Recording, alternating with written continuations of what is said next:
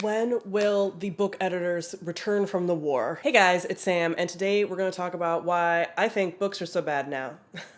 Why has book quality gone down so much? And specifically, I'm talking about mostly like speculative, and this is not to say that no science fiction and fantasy books have been good lately. That is not true. Obviously. I think a few bangers have still probably gotten through. However, I will say, as someone who's been on the bookish internet for almost 11 years now, the quality of what is coming out and like the majority, the like baseline average, has gone down significantly. And I can tell you, because I notice when I'm reading things, it's because of editing. Now, this is obviously also tied into a bunch of other things that other people have talked about. The TikTokification of books, the like everyone's doing tropes, a lot of books being picked up from self-publishing or indie. I'm going to cover how some of these things kind of tie together, but the crux of my argument is that the editing process has gotten very much distilled down, and this is specifically in traditional publishing, but I'm sure it's also leaked in other places.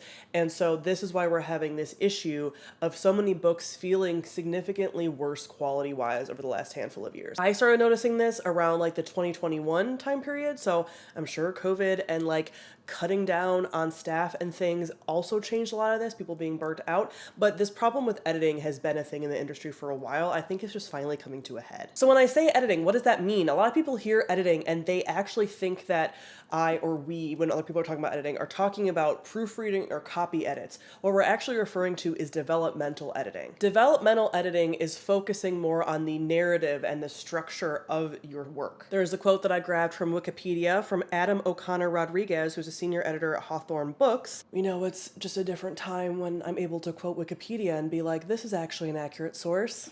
Instead of ChatGPT, we will talk about AI maybe in this. The task of developmental fiction editing can be split into three main parts: structure, narrative, and language. Structure is the container that holds the story, including its length, order, and pacing. Narrative is all of the major story elements, such as characters, major scenes, pacing, and other big picture elements.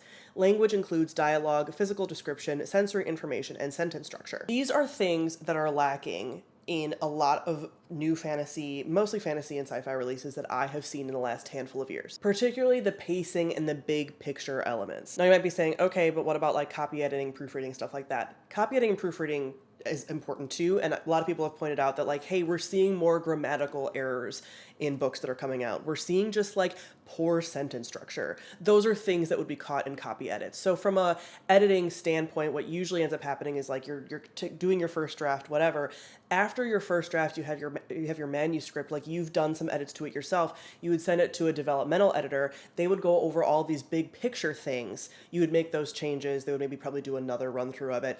Then you would send it to copy editor and proofreader. So copy editing is looking at things like sentence structure, like grammar, like word usage, like, hey, maybe you're using too many em dashes here, all of that. And proofreading is that final piece of kind of looking at all of it and just making sure to catch any last minute things with things like grammar, or if someone used the wrong like tense for a word or things like that. So I think both of these things are missing and lacking. The lack of developmental editing is why we are seeing books coming out that are of poorer quality. And I think there's a couple reasons for this.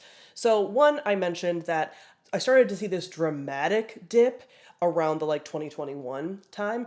And there have also been murmurings about the mass exodus of editors in traditional publishing. It's hard to find concrete numbers on this. I've seen some stats in different places that have said like we've lost 16% of book editors or whatever.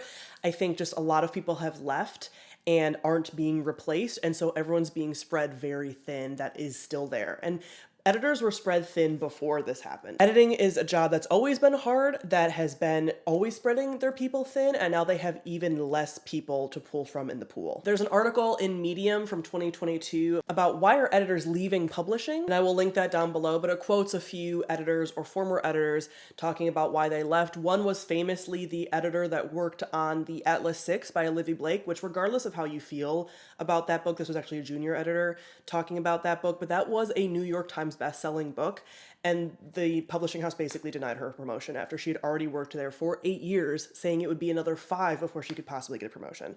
Like, that's the level of just like not really caring about what editors do, and again, spreading them so thin, making them do a lot of administrative tasks. This article talks more about that. So there's definitely going to be a decrease in budgeting with publishing in general. That's always been an issue, and publishing is constantly like spreading themselves thin with some of these things. And I've talked previously about the uptick in in like special edition type books. I will link that on the screen.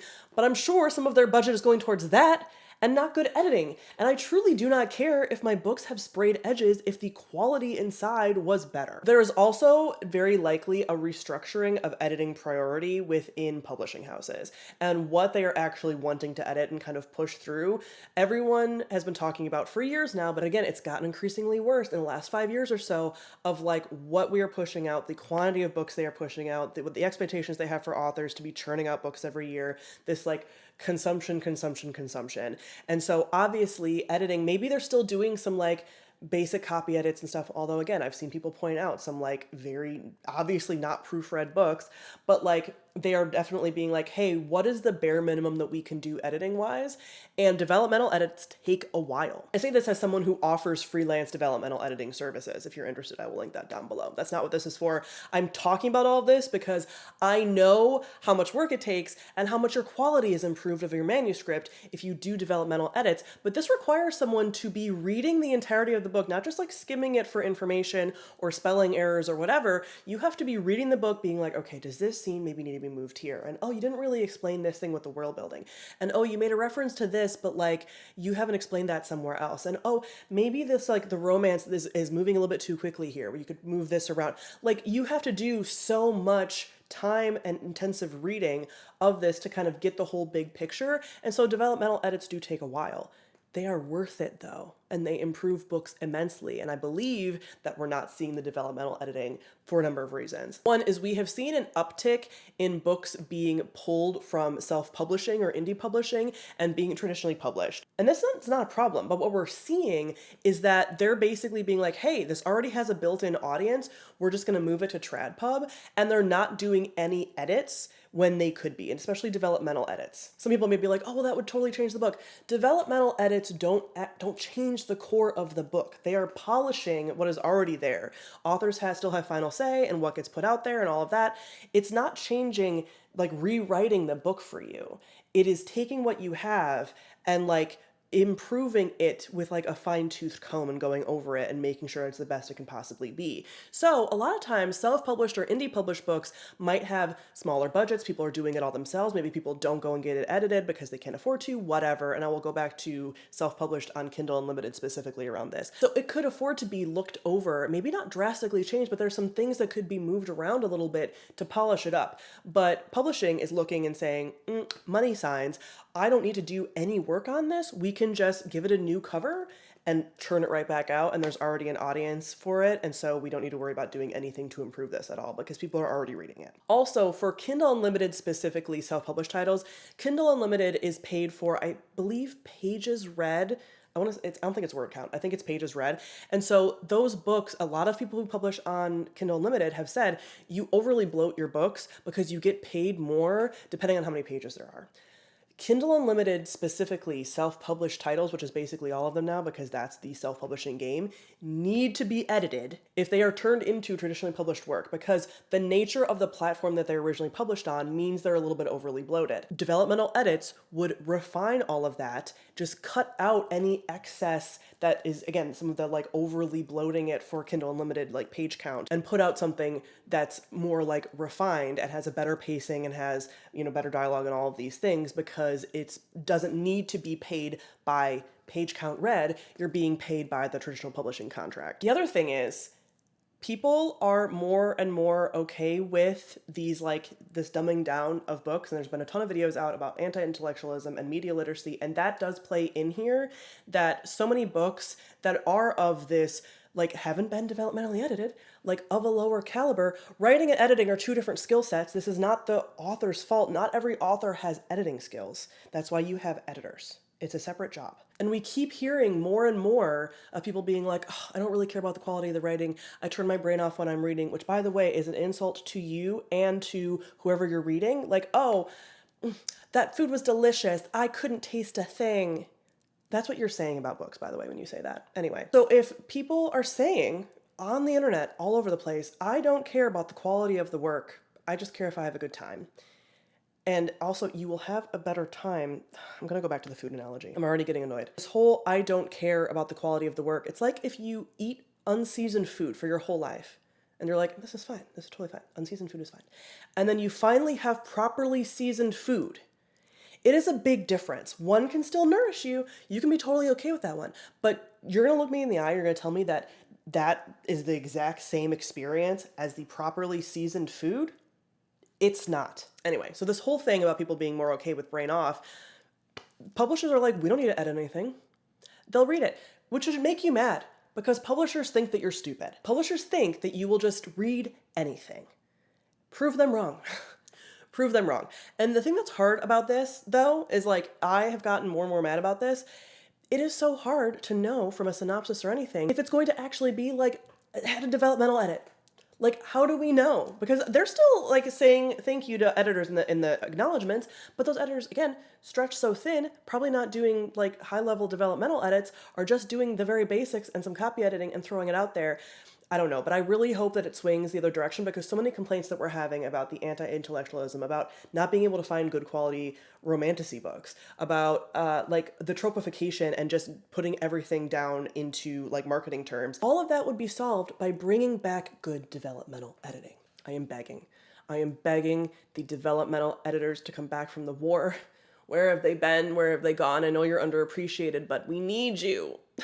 When the world needed them most, they disappeared. Only 5 years ago, we had better edited books.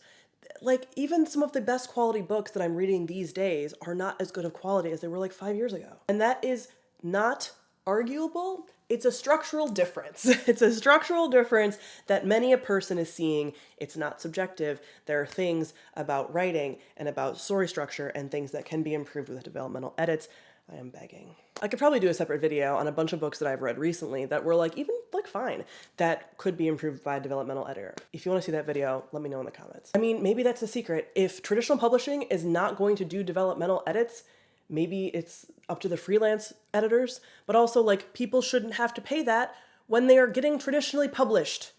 Traditional publishing is cutting back on editors. It's cutting back on doing the actual marketing. It's expecting all of the authors to have their own social media presences. Why? What are you doing with that money? Traditional publishing? What are you doing with it? Why should someone be traditionally published if you're not going to do any of these basic things that are part of traditional publishing? Anyway, books are worse now than they used to be. Bring back developmental edits. Comment below. Let me know what you think of books recently, the editing process, all of these things, or if you have other hypotheses. I think so many of these things tie in together with the media literacy, developmental edits, TikTokification of books, whatever. But comment below. Let me know your thoughts. Thank you all for watching. I'll see you guys soon. Bye.